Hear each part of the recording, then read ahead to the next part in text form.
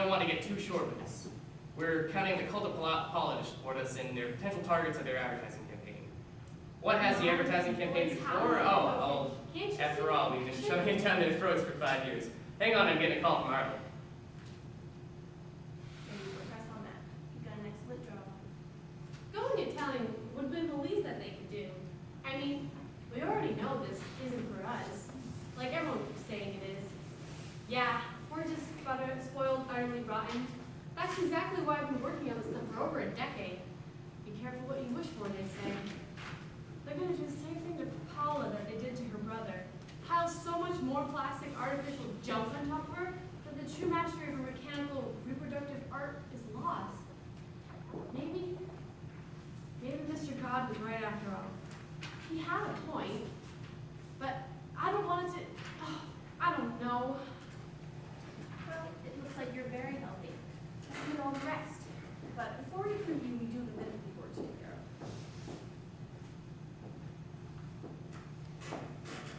We need your permission before we form the page. I already gave you my permission. We just want to make sure you're absolutely positively sure that you do want to have this done.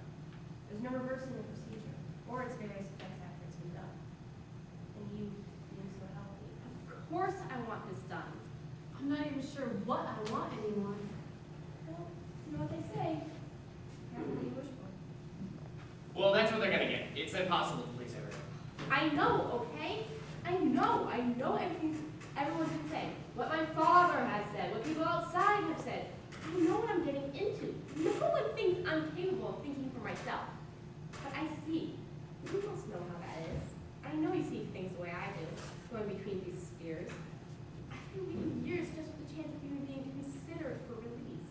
And for release, I have to get surgery. And if you think that during that time while I was trapped in that horrible glass box, I never investigated all of my options, inside and outside, forward and backward, 100 times over, maybe you're the one who needs modification. Alrighty then, I guess that means we're going with number 8. I'll send the blueprints over right now. Okay. I just had to make doubly sure, you know.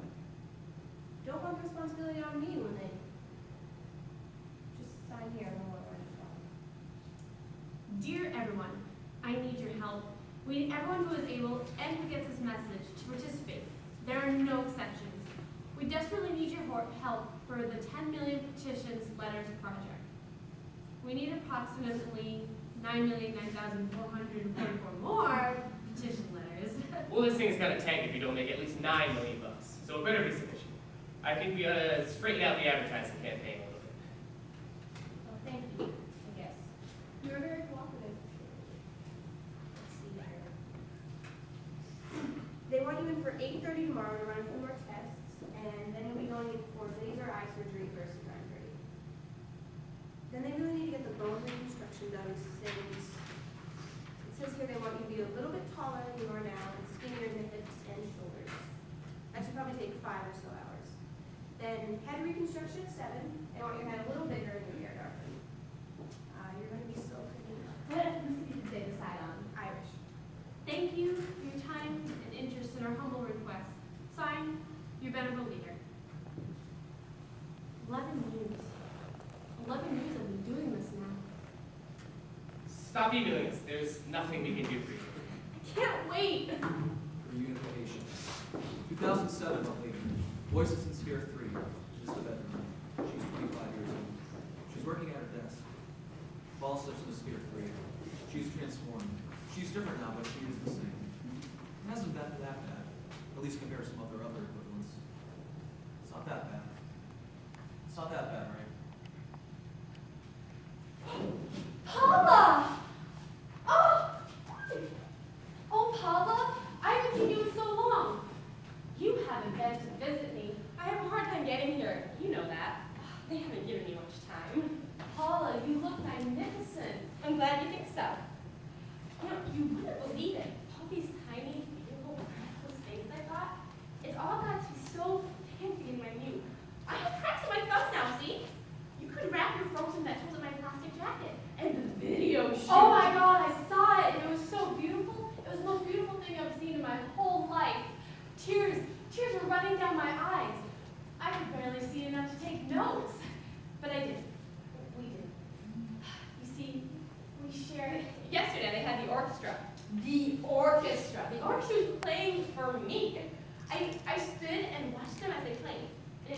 rehearsal room. No. An empty stage.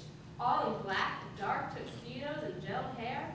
The empty velvet red seats with rose and dark, mysterious, powerful velvet cloaked in the blackness.